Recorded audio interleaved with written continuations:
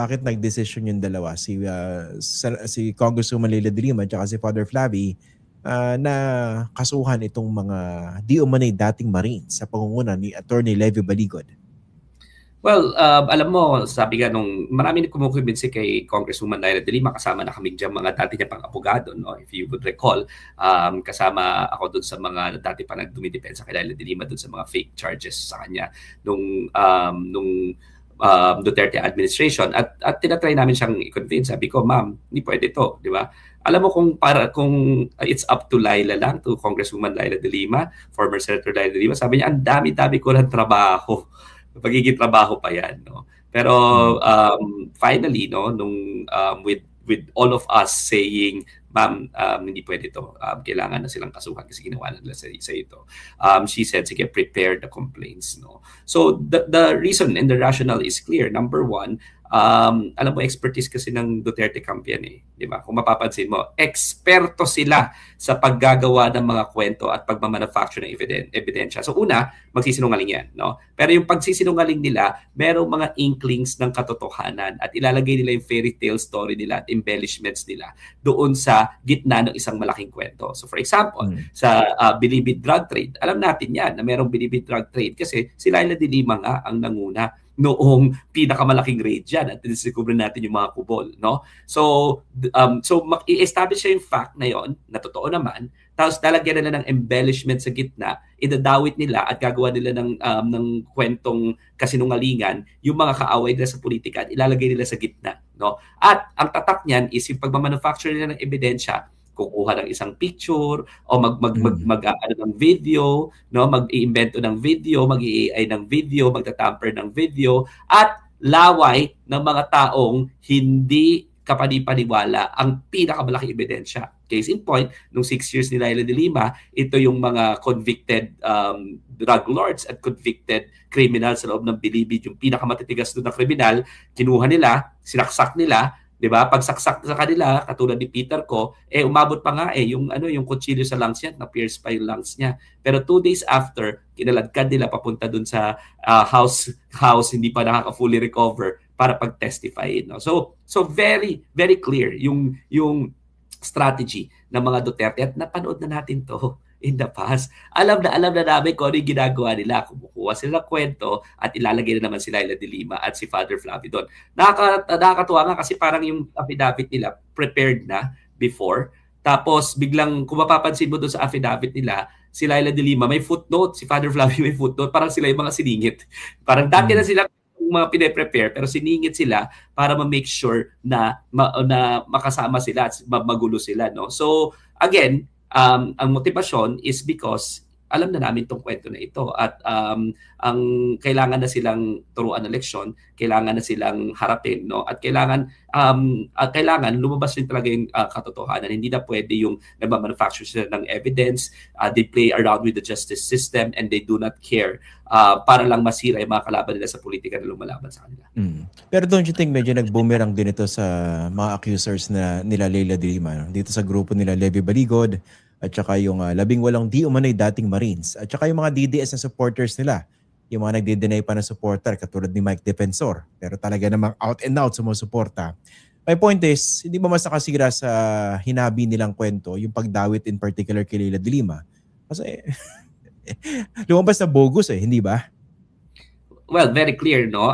Lalong na naging incredible. Incredible na nga yung kwento ng 805 billion na dinadala sa maleta. Kahit na truck, trailer truck, hindi kaya yan. Ilang armored cars, hindi kaya yan. Pero maleta lang, no? 805 billion, di ba? Ang figure nga, di ba? Sabi nila, kahit na 24/7 yung 18 Marines na nagsasalansan ng pera, pabalik-balik, 500 million a day working 24 hours, hindi pa sila tapos hanggang ngayon, nagde-deliver hanggang ngayon, hanggang 2028, actually, hindi pa sila tapos, no? Having said that, talagang nag-boomerang kasi Ramon Magsaysay Peace Prize awardee. Ramon Magsaysay awardee yung lumaban sa war on drugs, kitang-kita, pare, no? Si Leila de Lima na nagpakulong na ng 7 years, no? At wala kahit anong ebidensya. Kung merong trial, ang lumabas, there was no single evidence. Testimonya ito ni Mayor Magalong, Mayor Magalong, anong siya ay head pa nung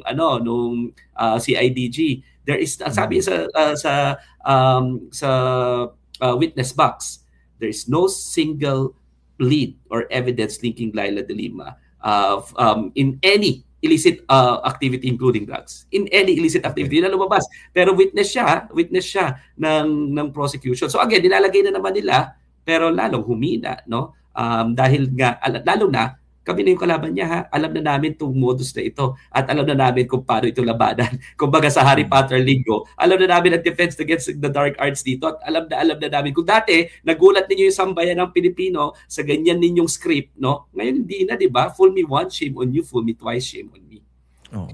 Pero Attorney Dino, meron ba kayong balak na kasuhan din, hindi lang itong si Attorney Levy Baligod tsaka yung 18 di umano'y dating Marines, kundi iba rin mga personalidad na talagang niyuyurakan yung pagkatao at pagkababae itong si former Senator Leila de Lima. I'll cite a very concrete example. No? Ito akala ko kasi fake attribution Pero tinignan ko yung kanyang Facebook page, si Greco Bellica. Talagang tatak DDS ito, no?